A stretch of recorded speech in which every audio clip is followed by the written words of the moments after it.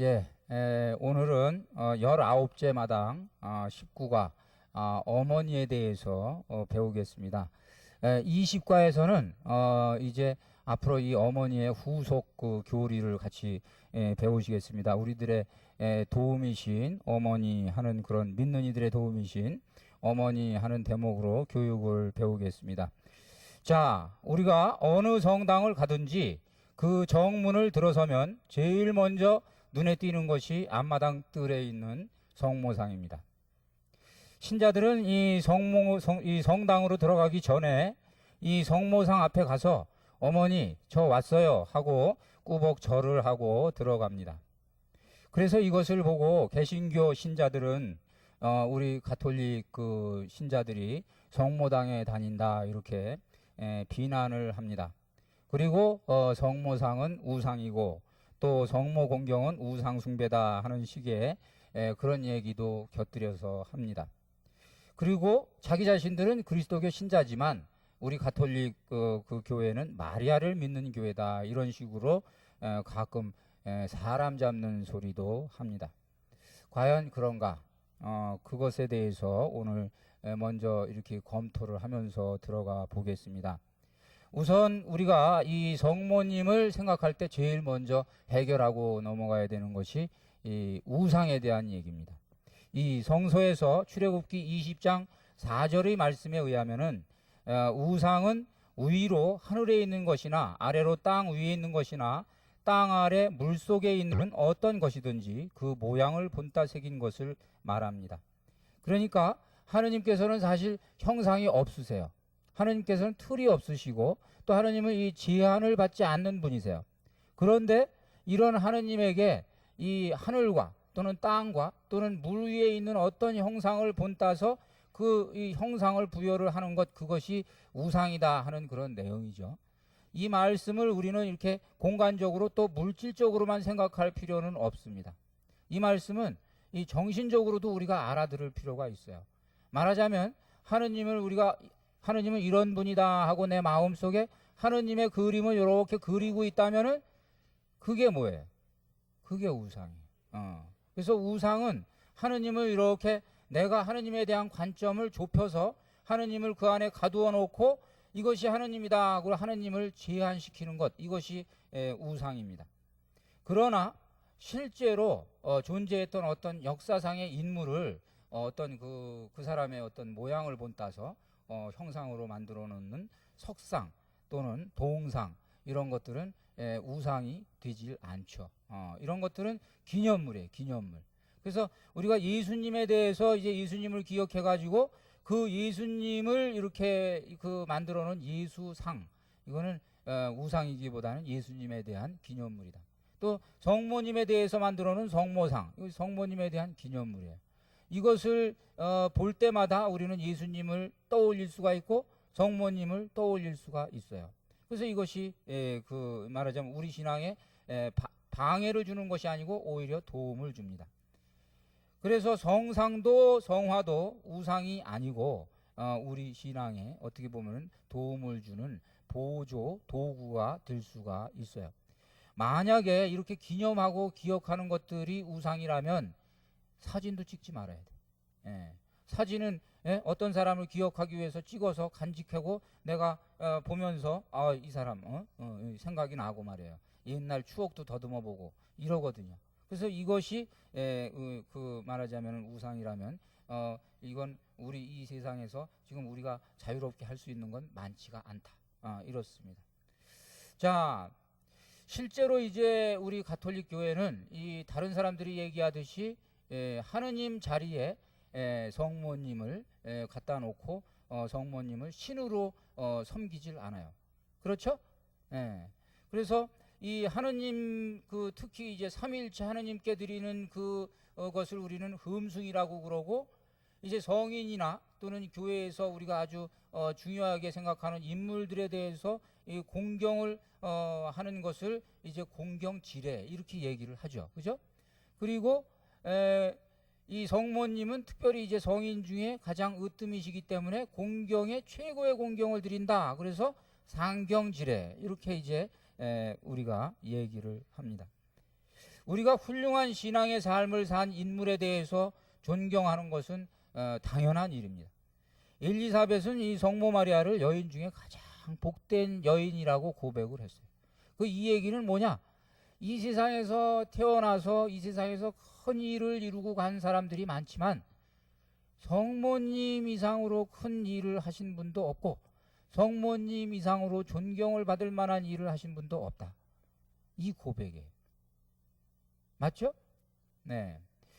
그런데 가끔 가다가 보면은 우리 이 성모님이 이제 교회 다니시는 분들한테, 열심히 하신 분들한테 목사님, 사모님 대접도 못 받는, 그거보다 더 폄하돼 가지고 평가받는 그런 일들이 가끔 있어요. 그래서 저희가 이렇게 얘기를 하는 과정에서 보면은 이 사람들은 우상숭배 노이로제에 걸려 있어. 그러니까 성모님이 당연히 존경을 받아야 되는 분임에도 불구하고 존경을 드리지 않고, 존경을 드리면 이게 우상인 것처럼 생각하고, 목사님, 사모님은 존경하면서, 그죠? 그래서 사모님 그렇게 얘기하면서 성모님을 부를 땐 뭐라 그래? 동네에서 마리아 그런다고. 마리아, 이 뉘앙스가 뭐야? 마리아. 동네에서 순자, 영자 이름 부르듯이 마리아 이렇게 부르는 거예요. 그러니까 우리가 이것은 조금 이렇게 깊이 생각해 볼 필요가 있다. 그래서 예수 그리스도에 대한 믿음을 강조하는 건 좋지만 굳이 성모님을 그렇게 막무가내로 깎아내리는 것은 바람직하지 않다. 성모님이 받을 존경은 마땅히 받을 자격이 있으신 분이다 하는 그런 말씀입니다. 자, 그래서 오늘 우리는 이 성모님을 왜 우리가 공경해야 되는지, 또 어떻게 우리가 공경하고 있는지 이런 것들을 배우는 시간을 갖겠습니다. 그래서 오늘 이제 20과 어머니 이렇게 이제 제목이 되어 있고요. 그다음에 첫 번째가 이제 예수님의 어머니입니다.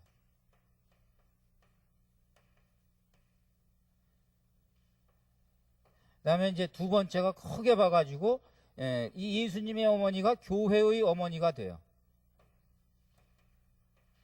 그리고 세 번째로 봐가지고 이제 우리의 어머니가 되세요. 이제 우리가 당연히 교회지만 이제 우리 삶 속으로 가서 우리 자신의 삶, 나 이렇게 봐가지고 우리의 어머니. 오늘 큰 틀은 이 틀에 의해서 이제 저희가 한번 어머니를 배우겠습니다. 복음서의 주인공은 예수 그리스도이십니다. 그래서 복음서에 나오는 다른 인물들은 잠깐 조연으로만 나올 뿐이에요. 그죠? 그래서 성모님이 사실은 성모님이 이 주연으로 나왔다면 성모님에 대해서 복음서가 많은 이야기를 했겠지만 조연이었으면은 틀림이 없어요. 그죠? 주인공은 예수님이에요. 그래서 성모님에 대한 이 성석 기절이 그렇게 많지 않습니다. 그것을 이제 그러나 많지 않은 성석 기절이 아주 결정적인 묵상거리를 우리에게 제공해 주고 있어요. 이걸 잘 묵상하면 성모님이 어떤 삶을 사셨는지, 어떤 인격을 가지신 분인지, 우리가 성모님을 왜 공경할 만한지 이런 것들을 우리가 알 수가 있습니다. 우선 이제 제일 먼저 그대로 내게 이루어지소서 하는 그 성모님의 말씀을 중심으로 잠깐 묵상을 해보겠습니다. 요셉이라는 청년과 약혼을 하고 설레임으로 이 혼인날을 기다리던 처녀 마리아에게 단꿈을 깨우는 사건이 벌어졌습니다. 이제 뜬금없이 천사 가브리엘이 방문을 하죠. 방문을 하고 은총을 가득히 받으니여 기뻐하여라, 주께서 너와 함께 계신다, 이런 인사말을 합니다. 성서에 정확하게 그걸 읽어보면은 성모님이 이 말씀을 듣고 몹시 당황해하며 두려워했다 이렇게 돼 있어요. 우선 난데없이 천사가 나타났으니까 화들짝 놀랬겠죠. 첫 번째는. 그러나 그것이 성모님을 그렇게 몹시 당황해하며 두려워하게 만들진 않았어요. 인사말이 당황스러운 말이었어요. 은총 기뻐하여라, 주께서 너와 함께 계신다, 또 은총을 가득히 받은 이여, 이 말씀들 전부 다 종합을 하면은 성모님이 순간적으로 판단하셨을 때 이 말은 여태까지 구약성서의 역사상 봐서 은총을 많이 받고 주님이 함께 한다라는 것은 주님의 일꾼으로 뽑히는 걸 의미해요. 여태까지 봤을 때 이 성모님이 뭐 옛날에 그 이 판관들이 뽑힌 거 뭐 누가 뽑힌 거 이거 다 알고 계신 성모님이 딱 생각이 나에게 어떤 일을 맡기실 모양이구나 이거는 생각이 들겠죠. 그죠? 그래서 성모님은 일단은 그것에 대해서 이제 그 마음을 표현을 합니다. 이게 무슨 말씀입니까? 이제 그 가브리엘 천사가 다 일러줘요. 성령의 힘으로 잉태를 할 거고 그리고 구세주의 어머니가 될 거다. 또 저는 남자를 모르는데 그러면 어떻게 그런 일이 있을 수 있겠습니까? 그러니까 다 성령이 할 테니까 걱정하지 마라. 성모님은 다 이제 얘기를 들었을 때 이제 곰곰이 생각에 잠깁니다. 그때 성모님의 나이는 16이었다. 이렇게 돼 있어요. 성모님이 실제로 16이었다는 증거는 없지만 평균적으로 그때 정년기가 16이에요. 그럼 정상적으로 결혼했으면은 그때 약혼을 하고 해서 16 잡섰을 것이다. 이 16 먹은 처녀 마리아에게 이 소식은 여간 가슴 떨리는 소식이 아니었을 겁니다. 첫째, 성왕의 어머니도 아니고 성웅의 어머니도 아니고 인류를 구원할 메시아의 어머니라니 이게 보통 부담이 아니죠. 이게 뭐 임금의 어머니라고 그래도 그렇고 영웅의 어머니라도 그래도 놀랄 일인데 그것보다 훨씬 더한 그런 어머니가 지금 된 거예요. 그러니까 놀라지 않을 수가 없고, 두 번째는 미혼모가 돼야 돼. 미혼모가 돼야 되는데 이건 사생아가 될지도 몰라. 그래서 나중에 이 역사를 이렇게 성서를 조금 보면은 요셉이 마리아의 임신을 알고 파혼을 결심했었어요. 그죠? 그런 걸 봤을 때는 이게 진짜 막 가는 대로 갔으면 어떻게 됐어요? 이미 사생아가 된 거야. 이제 그 예수님은. 그래서 그런 것들을 이렇게 봤을 때 성모님이 이런 것들을 다 놓고 이제 내가 과연 이것을 할 수 있을까 생각을 하겠죠. 모든 일을 마음속에 간직하였다. 이 성모님이 이런 분이었어요. 모든 일을 마음속에 간직하는 분이었습니다. 이 예수님을 이제 봉헌 예절을 올리기 위해서 예루살렘에 성모님이 가셔서 봉헌 예절을 올리고 있을 때 예언자 시므온이 이제 예언을 합니다. 이야기는 많은 사람들의 반대를 받는 표적이 되어 당신의 마음은 예리한 칼에 찔리듯 아플 것입니다. 그러나 그는 반대자들의 숨은 생각을 드러나게 할 것입니다. 자, 한번 생각해 보세요. 아기가 지금 젖도 몇 번 안 물렸어. 그 아기를 이제 성전에서 봉헌을 하는데 이야기가 반대받는 표적이 되고 성모님은 칼에 찔리듯이 아플 것이다. 아이는 지금 눈도 못 떴어. 그 아이를 향해서 이 말을 들었다고 생각을 해보세요. 이 말은 뭐예요? 결국 시쳇말로 얘기해서 악담이에요. 악담. 이혼이라고 얘기를 하지만 사실은 여기서 봤을 때 악담이에요. 악담.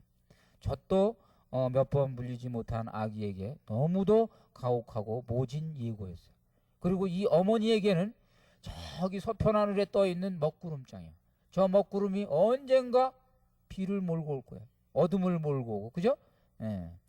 자, 예수님이 12살 되던 해의 과월절 예루살렘 순례 때 예수님이 사흘 동안 없어졌어요.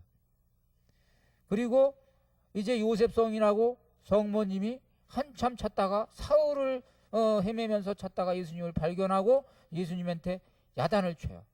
어디 갔었느냐, 얼마나 우리가 애타게 찾았는지 모른다. 그랬을 때 예수님이 하신 말씀, 왜 나를 찾으셨습니까? 나는 내 아버지의 집에 있어야 할 줄을 모르셨습니까? 하고 대꾸를 합니다. 사흘 동안 속을 태운 부모에게 참으로 황당하고 섭섭한 말이었을 거예요. 그쵸? 당황스럽죠. 이게 덤비는 말 같기도 하고, 이거 지금 도전하는 말 같기도 하고, 말 뜻은 무슨 깊은 뜻이 있기는 있는 것 같은데, 그런데 이어지는 성서 대목은 뭐라 그러냐? 그 어머니는 이 모든 일을 마음속에 간직하였다. 그래서 이걸 우리가 오늘 묵상을 해봅니다. 성모님은 마음속에 간직했어요. 반대받는 표적이며 예리한 칼에 찔리듯한 고통이며가 도대체 무슨 말뜻인지 먼저 무슨 영문에서인지를 알 수 없는 마리아는 조급함이 없이 궁금증을 일단 시간 속에 묻어둡니다. 어떤 일이 닥칠 때가 되면 알게 되겠지. 그때 짧게 보지 말고 멀리 봐야겠지. 감정에 휘말려서 경솔하지 말아야겠지. 사람의 일만 생각하지 말아야겠지. 이렇게 성모님은 생각을 하십니다. 성모님의 믿음에 사료가 깊어져 가고 있었겠죠. 예. 그리고 또 기껏 키워줬더니 내 아버지 집 타령을 하고 있는 아들의 심산을 알 길이 없는 마리아는 다시 훗날을 더듬어 나갑니다. 언젠가는 우리의 품을 영영 떠나야 할 때가 오겠지. 큰 일을 위하여 사적인 인연을 끊고자 하면 어찌 막을 수 있으랴. 그땐 보내야지. 미련 없이 보내야지. 그놈의 정 때문에 언제까지나 붙들고 있을 수는 없는 노릇이겠지. 성모님의 믿음에 비장함이 깃들고 있었습니다. 이렇게 이제 성모님은 모든 것을 마음속에 간직하시는 분이었어요. 이제 예수님께서 성모님께 해주신 말씀, 아버지의 뜻을 행하는 사람이 어머니이다, 내 어머니이다, 이렇게 얘기를 하셨어요. 여기에 대해서 한번 같이 또 성모님의 그 인품을 살펴보겠습니다. 예수님은 공생활에 들어가시면서 사사로운 정을 떠났어요. 그래서 실제로 예수님이 아주 열심히 활동하고 계실 때 미쳤다는 소문을 듣고 친척들이 찾아오죠. 그 다음에 어머니가 찾아와요. 찾아왔을 때 예수님이 뭐라 그러냐? 찾아와서 이제 만나고 싶어 합니다 했을 때 예수님이 누가 내 어머니이며 내 형제들이냐. 그죠? 그리고 이어서 하시는 말씀이 하느님의 뜻을 행하는 사람이 내 형제요 자매요 어머니이다 하고 딱 잘라서 말합니다. 그러면은 예수님이 이 말씀을 했을 때 박대하고 문전박대하고 돌려보낸 거냐? 그거는 아니에요. 이거 우리가 잘 알아들어야 돼. 그거는 아니에요. 사람들이 생각할 때 당신의 어머니, 당신의 형제 측근이니까 혹시 주눅이 들까봐, 그쵸? 혹시 당신은 예수님에게 대해서 나는 형제도 아니고 친척도 아닌데 이런 생각이 들까봐 예수님은 딱 잘라 얘기한 거예요. 그리고 하느님의 뜻을 실천하는 사람 다 내 형제고 내 자매요.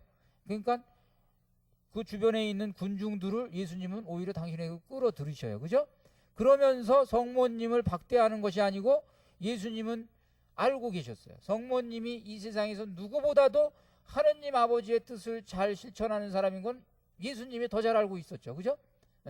그래서 예수님께서는 이 성모님은 바로 그런 기준으로 봤을 때도 당신의 어머니다라는 걸 알고 계셨어요. 그래서 어느 날 그 예수님이 아주 잘 하고 계신 것을 보고 어떤 여자가 큰 소리로 떠들어요. 당신을 낳아서 젖을 먹인 여인은 얼마나 행복합니까? 이런 말 할 수 있죠? 당신 그런 아들, 저렇게 훌륭한 아들을 낳았으니 얼마나 행복합니까? 그랬어요. 예수님이 하신 말씀이 하느님 말씀을 듣고 그 말씀을 지키는 사람들이 오히려 행복하다. 이 말씀의 의미는 뭐냐? 성모님은 행복하지 않다? 이게 아니죠. 이게 아니에요. 맞아. 우리 어머니는 대단히 행복한 분이야. 그러나 우리 어머니가 행복한 것은 나를 낳아서 키웠기 때문에 행복한 게 아니야. 이건 세상에서 얘기하는 육체적인 정의야. 육적인 정의야. 그게 아니고 우리 어머니가 행복한 건 아버지의 뜻을 듣고 지키는 그 믿음이 있는 그 자체로 행복한 거야. 그게 나를 낳은 거고, 그죠? 그게 나를 키운 거야. 원인, 그 뒤에 있는 그것을 봐라. 이 말씀을 가르쳐주고 있는 겁니다. 그래서 사실은 예수님은 성모님을 더 두둔하고 말씀을 하십니다. 아주 단순한 혈육의 정에는 냉정하게 초연한 입장을 취하시지만 이 친척들이 아버지의 뜻을 실행한다라는 그 조건에서는 다시 새로운 가족 안으로 예수님이 끌어들여요. 그래서 이런 의미에서 성모님은 또 뭐예요? 당당한 예수님의 어머니가 되세요. 그렇죠? 예수님으로부터 부인받는 게 아니라 오히려 더 당당한 어머니가 돼서 오십니다. 그래서 이것을 우리가 생각할 필요가 있어요. 그가 시키는 대로 하여라. 마리아와 예수님의 관계는 예수님의 이 공생의 처음에 첫 번째 기적을 행하시는 가나의 혼인잔치에서 엿볼 수가 있습니다. 거기서 그가 시키는 대로 하여라 성모님이 말씀하셨죠. 오늘 요 대목 이 조금 더 묵상을 하실 가치가 있겠습니다. 잔치 도중에 이제 포도주가 떨어지고 성모님은 사람들한테 예수님한테 알리게 했어요. 예수님이 성모님한테 말씀하십니다. 어머니, 그게 저에게 무슨 상관이 있다고 그러십니까? 아직 제 때가 오지 않았습니다. 이렇게 얘기를 해요. 이렇게 소극적으로 나오니까 성모님이 그 하인들한테 시켜서 그가 시키는 대로 해라. 그죠? 그래서 가서 시키는 대로 하니까 물이 포도주로 바뀌는 기적이 일어납니다. 그래서 여기서 핵심적인 거는 예수님은 당신의 때가 오지 않았다고 원치 않고 있을 때 성모님이 종용하고 중간에서 이렇게 간청하니까 어머니 말씀을 들으시면서 그 일을 행하셨다는 사실. 그렇죠? 여기에서 우리가 우리 성모성, 묵주기도를 드리는 성모성이 근거하고 있는 거예요. 그래서 우리가 뭐라 그래요? 천주의 성모 마리아님, 예수님의 어머니 이 말이죠? 예수님의 어머니, 이제와 저희 죽을 때 저희 죄인을 위하여 빌으소서. 우리를 위해서도 빌어주소서. 포도주 그렇게 기적을 일으켰듯이 우리에게도 그런 기적을 일으켜 주소서라는 말입니다. 자, 그러고 이제 어머니, 이 사람이 어머니의 아들입니다. 이 십자가 밑에서 이루어진 일입니다. 이것을 같이 또 묵상해 보겠습니다. 시몬의 예언처럼 반대자들의 표적이 돼서 순환받고 고통당하신 예수님의 골고다 길을 마리아는 뒤따라 갑니다. 아들의 통고가 비수보다 더한 날카로움으로 가슴을 찔러와 발걸음을 옮기기가 힘들었지만 끝까지 따라갑니다. 피가 멈추고 말이 막히는, 말 그대로 억장이 무너지는 아들의 십자가 처형 장면을 바로 발치해서 이렇게 올려다 보십니다. 그때 예수께서는 당신의 어머니에게 그 곁에 서 있는 사랑하시는 제자를 가리키면서 어머니, 이 사람이 어머니의 아들입니다. 아들을 주죠? 근데 이 제자가 제자단을 대표하는 아들이었어요. 요한이었죠? 여러분들 뭐 다 알고 계시죠? 요한입니다. 여기서 그 호칭이 어머니가 아니라 이제 저기 귀나이 또는 귀네라는 그리스어로 불렀습니다. 이 말은 오늘날 우리 다른 우리가 아는 단어로 바꾸면 마담이라는 뜻이에요. 마담. 근데 좋은 의미의 마담이죠. 이 마담이 원래 굉장히 좋은 말이죠. 요즘에는 다방에 가가지고 마담 그래서 이게 좀 그렇게 되는데, 마담은 아무나 이렇게 부르질 않았어요. 아주 귀한 분을 부를 때 마담 이렇게 불렀다고. 근데 실제로 이 셈족에서는 어머니를 아주 이렇게 존칭할 때 이렇게 불렀대요. 이런 식으로 불렀답니다. 그런데 이제 우리가 여기서 한 가지 확인하고 넘어갈 건, 이게 개신교 성서에서는 여인이여 이렇게 번역이 됐어요. 이 여인이여라는 말은 그 뉘앙스가 뭐냐면 계집이여 이 말이에요. 무슨 말인지 아시겠죠? 그러니까 이 예수님이 자꾸 어머니를 어머니라고 안 부르고, 예수님은 벌써 어머니를 어머니 대접 안 했다. 여자 대접했다. 그냥 여자 대접. 이렇게 얘기를 하는 근거가 됐죠. 그죠? 근데 그건 성서를 잘못 번역했고 뉘앙스를 잘못 옮긴 거예요. 그게 아니라 셈족의 사람들은 어머니를 이렇게 불렀어요. 어머님 하는 말이랑 비슷한 거예요. 어머님 하는 말이랑 비슷한 거라고. 아시겠죠?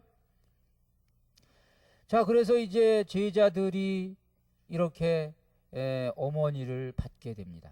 이거는 예수님이 십자가에서 지금 막 절대절명의 그 순간에, 인류를 구원하는 순간에 사사롭게 그냥 개인적으로 어머니 맡겨주고 제자 앞으로 잘 살아라 이 얘기를 하신 것이 아니라 대표성을 가지는 말이죠.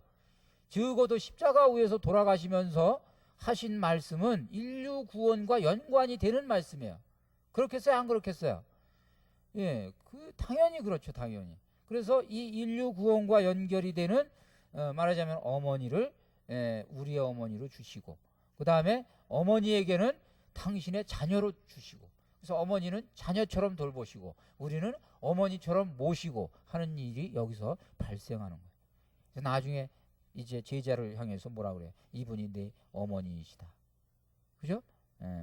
자, 그래서 이제 그때부터 어머니는 실제로 제자들하고 함께 있었어요. 제자들이 다락방에서 기도하고 있을 때 어머니 같이 기도하시면서 성령을 기다리고 있었어요. 그래서 그 이후에 어머니의 행적은 제자의 행적하고 똑같이 이루어진다. 그리고 이제 영광을 받으시고 올라가시죠. 그걸 우리가 묵상을 해봤습니다. 교회의 어머니, 이제 두 번째 교회의 어머니라는 대목입니다. 제2차 바티칸 공의회에서 이런 여러 가지 것들을 묵상을 하고 교회사의 흐름을 종합을 해서 이제 성모님에게 붙여준 이름이 뭐냐? 성모님은 교회의 어머니이다. 우리 모두의 어머니예요. 또 교회의 어머니예요. 이제 우리가 성모님을 어머니라고 불러요. 이 어머니로 이렇게 공경받고 있는 성모님에 대해서 우리 교회가 가지고 있는 네 가지 대표적인 교리가 있어요. 그 4대 교의, 이것을 조금만 이렇게 한번 오늘 여러분들 복습 삼아서 공부를 하시겠습니다. 제일 먼저 하느님의 어머니, 천주의 모친, 1월 1일 날 축일 지냈죠? 그리고 두 번째 평생 동정, 그 다음에 세 번째 원죄없는 잉태, 그 다음에 몽소 승천, 이렇게 됩니다. 우선 하느님의 어머니라는 이 말씀은 성부 하느님, 성자 하느님, 성령 하느님, 세 하느님이 계신데 지금 이 고백은 철저하게 성자 하느님의 초점이 맞춰져 있어요. 그러니까 성령의 어머니도 아니시고 성부의 어머니도 아니셔. 그러나 성자 하느님의 어머니이셔. 성자 하느님은 성부보다도 손색이 없는 하느님이 아니시죠. 그래요, 안 그래요? 똑같은 하느님이세요. 그죠? 성령보다 떨어지는 하느님이 아니죠. 똑같은 하느님이에요. 그래서 우리는 천주의 모친이다, 이 고백을 하는 거예요. 그래서 이 고백을 할 때 의미가 뭐냐? 어머니께서는 성자 예수를 잉태하시고 성령으로 잉태하시고 낳으시고 양육하시고, 그리고 성자 하느님이 구원 활동을 하는데 십자가까지 끝까지 따라가시면서 뒷바라지 하시고, 다 무슨 역할이에요? 어머니의 역할이죠. 그죠? 그래서 성자 하느님이 이 세상에 태어나서 십자가에서 돌아가셔서 마지막 구원 활동을 성취하실 때까지 매 순간 모성으로 함께 하셨다. 천주의 어머니예요. 이게 무슨 말인지 아시겠죠? 그래서 그 천주의 어머니는 지금도 이제 천주의 어머니로서 그 모성으로 아들을 뒷바라지하고 계신다, 이 얘기예요. 이 얘기. 여기서 우리가 전구할 수 있는 근거가 생기는 거예요. 그죠? 이것도. 자, 그리고 이제 그 다음으로 넘어갑니다. 평생 동정이시다. 성모님이 평생 동정이신 것은 예수님 낳을 때까지만 동정이 아니라 낳으신 다음에도 동정의 삶을 사셨다 하는 걸 말합니다. 낳으신 다음에도 동정의 삶을 사셨다. 그래서 이 교인은 4세기 이후에 이제 대중화됐어요. 성모님은 평생 동정이시다. 그리고 그 이후에 바티칸 2차 공의회를 통해서 이제 영원한 동정성을 확인받습니다. 그런데 반론이 만만치 않아요. 이 반론은 대부분 예수님의 형제들에 대한 얘기 때문에 반론이 있습니다. 이 성서에 보면 형제들 얘기가 많이 나오죠. 형제들 얘기가 나오는 정도가 아니라 뭐예요? 아예 이름까지 나오는 데도 있어. 여기 지금 제시가 됐어. 마르코복음 6장 3절에 보면 어머니는 마리아고 형제들은 야고보, 요셉, 유다, 시몬이 아닌가. 거기다가 또 누이까지 있어. 그의 누이들도 우리와 같이 여기 살고 있지 않은가. 형제들 얘기가 다 나왔어요. 이 이름들. 그래서 우리가 이걸 어떻게 볼 건가. 전통적으로 가톨릭 교회에서는 옛날에는 어떻게 봤냐 하면 이 성서학이 많이 발달이 안 되고 막 이 자료가 좀 부족하고 막 그랬을 때 교부들이 어떻게 생각했냐? 교부들은 생각하기를 이 요셉이 이 따로 배다른 자녀들을 데리고 있었다. 이건 요셉이 배다른 자녀예요. 성모의 자녀가 아니고, 성모님은 평생 동정해야 되니까 이 형제들은 좀 문제가 있어. 그죠? 그렇게 생각했어요. 그렇게. 그리고 지금도 개신교에서는 어떻게 생각하냐? 이 성모님하고 요셉 사이에서 난 자녀다. 이 자녀가 이렇게 그냥 해요. 그러나 우리가 정확하게 성서를 보면 그리고 그 주변에 있는 자료를 보면은 결론부터 말씀을 드리면은 친형제가 아니라고 논증할 수가 있어요. 이거는 아니라고 여러분들이 그동안 들어보셨죠? 들어보시긴 들어보셨는데 논증하는 거는 못 들어보셨을 거예요. 아니다라고 논증을 하는 건 못 들어봤어요. 나오는 거 전부 다 뒤집어 놓을 수 있는 근거가 성서에 다 있어요. 그래서 오늘 이게 저희가 이제 이거를 한번 조목조목 따져보겠는데 시간 관계 때문에 시간이 좀 저희 주어진 시간이 짧아서 제가 요 중간에 중요한 대목만 하고 들어가고 일일이 들어가질 않아요. 이 내용은 나중에 이제 여러분들이 원하시면은 자료로 이렇게 드릴 수가 있고 또 지금 저희가 이렇게 이걸 이 교리를 하면서 자료를 요청하시는 분들이 많이 있으셨어요. 그래서 이 자료를 지금 이 책으로 쓰려고 원고를 지금 준비 중에 있습니다. 이 원고가 조금 있으면 탈고가 돼요. 그래서 그때 이제 기왕이면 이제 교재를 가지고 공부할 수 있겠죠. 우리가 준비 기간이 많았다면 아예 교재를 드렸는데 그러질 못했어요. 그래서 이 원고가 탈고가 되면 거기에 다 나옵니다. 자, 이제 결론부터 얘기를 하고 들어가면은 일단 거기에 나온 형제들이라는 이 단어가 아델포스라는 단어로 쓰였어요. 아델포스, 그리스 말로 아델포스인데 이 아델포스라는 이 단어가 70인역 성서, 그리스어가 구약 성서로 번역된 70인역 성서죠. 그죠? 70인역 성서에서 이 아델포스가 어떻게 쓰임을 받고 있냐면 그 히브리 성서를 이제 이 말로 번역을 한 거예요. 이 쓰임새가 어떠냐 하면 여러 가지 이 성서 구절들이 있어요. 창세기도 있고 레위기도 있고 뭐 있는데 창세기 13장 8절에 보면은 우선 아브라함이 자기 조카 롯한테 뭐라 그러냐 하면 너와 나는 아델포스다 이렇게 얘기해요. 너와 나는 아델포스다. 삼촌 사이를 아델포스라고 얘기를 해놨단 말이에요. 무슨 말인지 아시겠죠? 너와 나는 아델포스야. 그러니까 삼촌이 조카한테 너와 나는 아델포스야. 그럼 이걸 예수님 그 성서 구절에는 형제라고 번역을 해놨잖아요. 그죠? 그러니까 이 말이 넓은 의미로 쓰인다는 거 우선 알 수 있겠죠. 그러니까 이건 너와 나는 친척이다 이런 말이죠. 아델포스는 친척이라는 단어로도 쓰일 수가 있는 거예요. 그렇겠죠? 혈육. 그리고 또 다른 데에 이렇게 보면은 이 레위기 같은 데 보면은 피부치 하여간 뭔가 성씨가 같아. 위로 올라가면은 조상이 같아. 그러면 그거를 아델포스라고 그랬어요. 이 레위기 같은데 10장 4절 같은 경우 이렇게 쭉 보면 그래서 쭉 전체적으로 그 정리를 해서 보면은 아델포스는 친척도 의미하고 혈족도 의미하고 사촌도 의미하고 실제로 형제도 의미하고 아시겠죠? 그래서 그렇게 폭넓게 쓰였다. 그 다음에 이제 아까 나왔던 이름이 야고보와 요셉 나왔고 시몬과 유다가 나왔어요.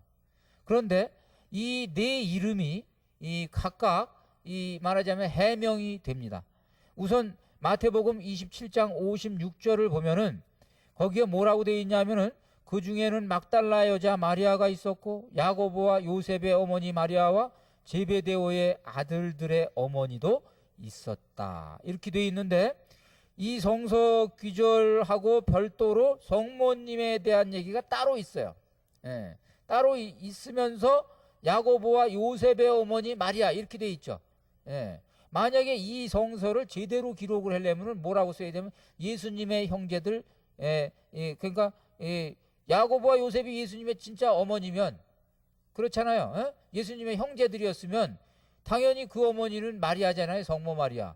근데 예수님의 어머니 마리아는 여기 아니잖아요. 그래서 하여간 야고보와 요셉은 다른 마리아의 자녀였다라는 게 여기 나와. 그러면 그 마리아는 누구냐? 뭐 친척이라는 것을 이렇게 봤을 때 아마도 요셉의 형제들 가운데에 말하자면 부인일 것이다. 그렇겠죠? 거기서 나온 거예요. 그리고 또 이제 그러면은 시몬과 유다만 남게 되는데 여기에 이렇게 언급하는 그 말하자면은 단어는 실제로 도서관에 가면 확인해 볼 수 있는 거예요. 헤게시푸스라는 책이 있어요.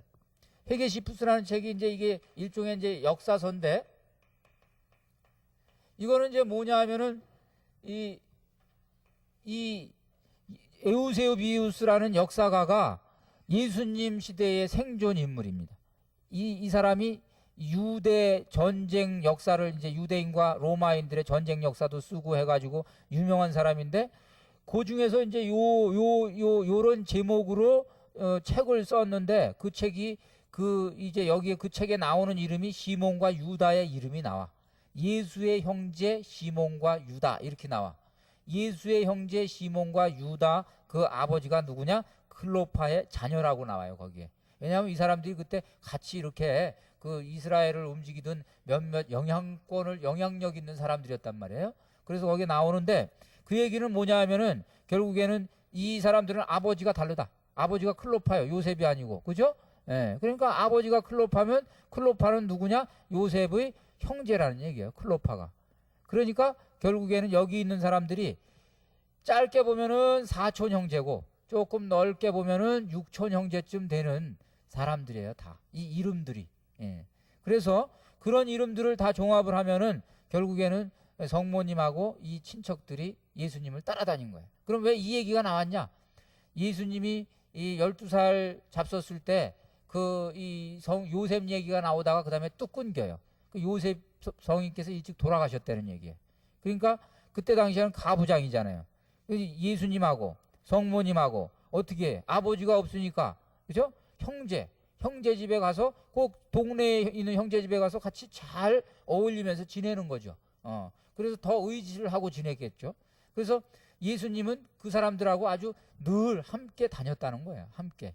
그러니까 그 형제들이 먼 친척이 아니라 아주 가까운 친척이죠. 그렇게 돼서 예수님이 나중에 이제 미쳤다는 소식이 들었을 때 막 같이 가가지고 말이에요. 걱정하고 막 그런 거예요. 그런 얘기다. 자, 우리가 여기서 평생동정을 생각할 때 우선 생각해야 되는 대목은, 이 평생동정은 그냥 성모님이 혼자 사셨다 하는 데에 여기 초점이 있는 것이 아니고, 성모님께서는 평생을 하느님을 위해서 바쳤다. 이 봉헌에 초점이 있어요. 그렇겠죠? 예. 평생 하느님을 위해서 사셨습니다. 자, 원죄 없는 잉태로 오십니다. 원죄 없는 잉태는 이제 이 1854년 교황 비오 9세께서 성모 무염시태에 관한 교의를 공식적으로 반포하시면서 이제 교의가 됐습니다. 교회의 교의가 됐는데, 원죄 없는 잉태라는 이 말 자체가 저는 제가 처음에 이 젊었을 때 이 얘기를 들었는데, 그냥 아주 굉장히 경솔하게 당연하시지, 원죄 없는 잉태니까, 이렇게 생각을 했어. 그게 뭐냐 하면 예수님이 원죄 없이 잉태됐겠지, 이렇게 생각했어. 이걸 이제 성모님이 예수님 잉태할 때 원죄 없이 잉태했다고 알고 있었어요. 저는 잘못 알고 있었죠. 근데 나중에 보니까 이게 예수님이 원죄가 없이 태어난 게 아니라 성모님이 원죄가 없이 태어난 거예요. 그래서 제가 눈이 동그래져 가지고 아주 자세하게 읽은 기억이 있는데, 이거 혹시 잘못 알고 계신 분들도 계실지도 몰라요. 또 성모님 자신이 원죄 없이 잉태됐어요. 이 얘기는 성모님은 본죄도 없다는 얘기야. 원죄가 없으니 본죄가 있겠어요, 없겠어요? 죄를 지을 수 있는 가능성이 아예 없이 태어났는데, 태초에 이브처럼 태어났는데, 대단한 은총이죠? 네, 대단한 은총이에요. 그럼 왜 그랬을까? 그것은 예수님이 원죄 없는 분으로, 하느님이 이 세상에 태어나기 위해선 예수님의 모태, 예수님이 자라야 되는 그 모태가 거룩해야 됐어요. 그렇겠죠? 예수님이 때가 묻으면 안 되니까. 그래서 예수님에게 때를 묻히지 않는 몸이 필요했어요. 성모님을 미리 그 앞으로 태어날 예수님의 공로를 봐가지고 이렇게 말하자면 원죄로부터 해방시켜 주신 거죠. 이게 이제 원죄 없는 잉태에 대한 내용입니다.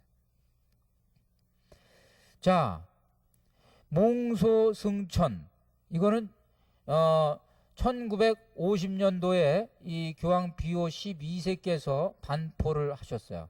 가장 늦게 반포된 교의죠.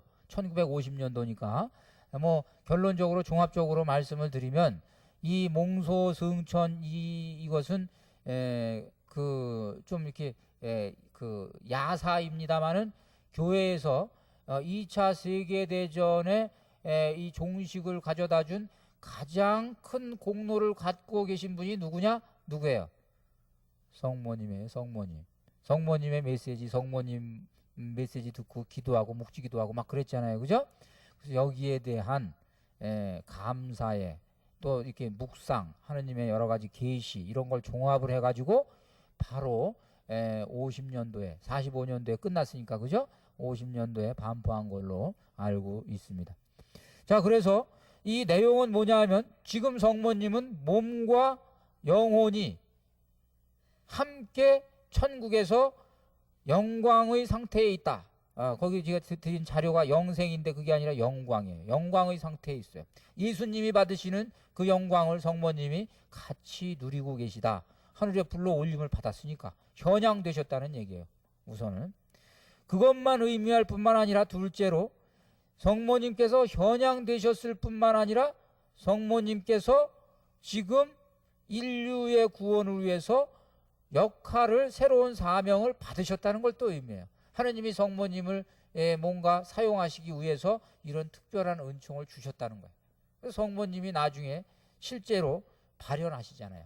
이게 발현을 위한 근거예요. 몽소승천이. 이제 우리의 어머니 세 번째 나옵니다. 16살 처녀 마리아는 이 몸은 주님의 종입니다. 그대로 저에게 이루어지소서 하고 믿음의 결단을 내림으로 구세주의 어머니가 되셨고 기구망측한 아들의 일생을 뒷바라지하기 위해서 때로는 생각을 곱씹으면서 가슴을 다독이고 때로는 참을 수 없는 모성으로 아드님께 재촉도 하고 아버지께는 줄곧 죽었습니다 하고 순명하였습니다. 마침내 십자가에 매달려 신음하는 아드님 발치에서 비통한 마음을 차라리 침묵으로 억누르고 있을 때 어머니 보십시오, 어머니의 아들입니다 하시는 아드님의 한마디로 제자들의 어머니, 교회의 어머니가 되셨습니다. 이제 우리의 어머니가 되신 거예요. 이 어머니를 우리의 어머니로 우리가 부릅니다. 마리아를 우리의 어머니로 공경하는 것은 지극히 당연한 일입니다. 만세가 나를 복되다 하리라 하고 했던 성경의 말씀처럼 우리는 마리아를 인류 역사상 가장 복된 여인으로 공경합니다. 마리아 공경은 흠숭하고는 달라요. 아까 이제 말씀드렸죠. 하느님께는 흠숭, 성모님께는 공경, 상경지례. 그래서 이 공경은 하느님을 흠숭하는데 장애가 됩니까? 아니면 도움이 됩니까? 도움이 돼요. 도움이 된다고 교회는 가르치고 있습니다. 예수 그리스도가 구원의 유일한 중재자 되시는 것을 아무도 부인할 수가 없어요. 예수님만이 길이고 진리고 생명입니다. 성모님은 구원에 이르는 길이 될 수가 없습니다. 성모님을 거치지 않고도 예수님을 만날 수가 있습니다. 그러나 성모 마리아는 우리가 예수님께 나아가도록 도와주셔요. 그래서 우리가 예수님께 나아가는데 거치장스러운 관문이 아니고, 이 교회가 그렇게 보는 거예요. 지금 개신교 신자들은 그렇게 보는 거예요. 이게 거치장스러운 관문이다 이거예요. 예수님께 직접 말하면 되는데 왜 자꾸 성모 그러냐 이거예요. 그런데 그 관문이 아니고 우리 예수님께 직접 갈 수 있어. 예수님께 나아갈 수 있어요. 누구든지. 그리고 나아가야 돼요. 관문이 아니고 우리가 예수님께 나아가는데 옆에서 안내자 역할을 하고 붙들어주고 부추겨주시는 분이 성모님이에요. 그렇죠? 그래서 성모님을 우리가 성모님께 갈 때마다 성모님은 메시지가 뭐야? 내 아들을 봐라. 내 아들에게로 가라. 그렇죠? 메시지가. 성모님이 나한테로 와라 그러지 않는다고. 내 아들에게로 가라. 이렇게 되십니다. 굳이 성모님을 통하지 않아도 되지만 통하지 않으면 그만큼 전구하심의 은혜를 못 누릴 따름입니다. 그래서 오늘 성모님 교리 이 정도 수준에서 저희들이 이제 마치고 지금까지 배운 것을 지난번에 우리 한번 그 김형영 시인님의 기도 아주 좋았죠. 그래서 같이 또 이 성모님에 대해서 드리는 그 기도를 여러분들 저하고 같이 읽으시면서 마침 기도로 삼겠습니다. 어머니라는 대목입니다. 같이 읽으시겠습니다.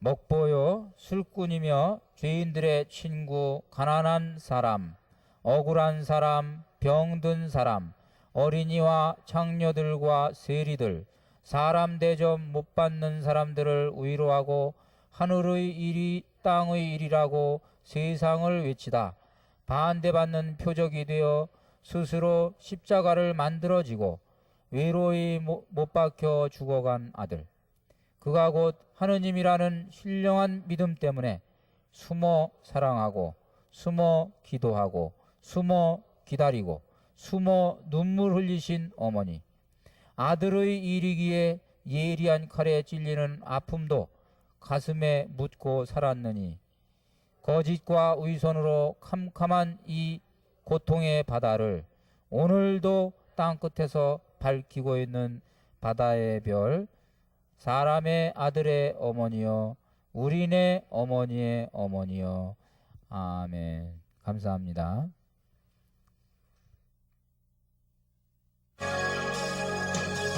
슈퍼밀리언 헤어를 머리숱이 적은 부위에 뿌리면 머리카락과 머리숱이 적은 부위에 달라붙어 속이 훤한 부분을 깜쪽같이 정상 모발 상태로 바꿉니다.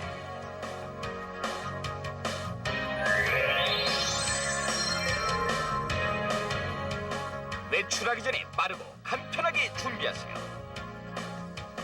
슈퍼밀리언 헤어의 구성은 본체, 고정액 미스트 그리고 사은품으로 기름종이 100ml 판매가 78,000원에 드립니다. 마무리는 고정액인 미스트로 웬만한 비바람에도 걱정이 없습니다.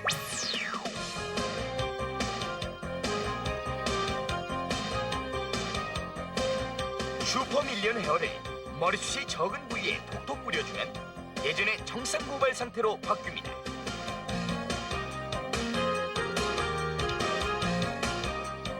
슈퍼밀리언 헤어는 홍콩 미용 박람회와 미국 라스베가스에서 열린 헤어월드 2002에 출품했습니다.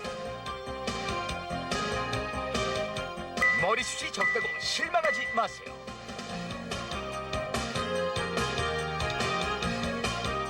슈퍼밀리언 헤어가 자신감을 찾아드립니다. 늦기 전에 지금 주문하세요.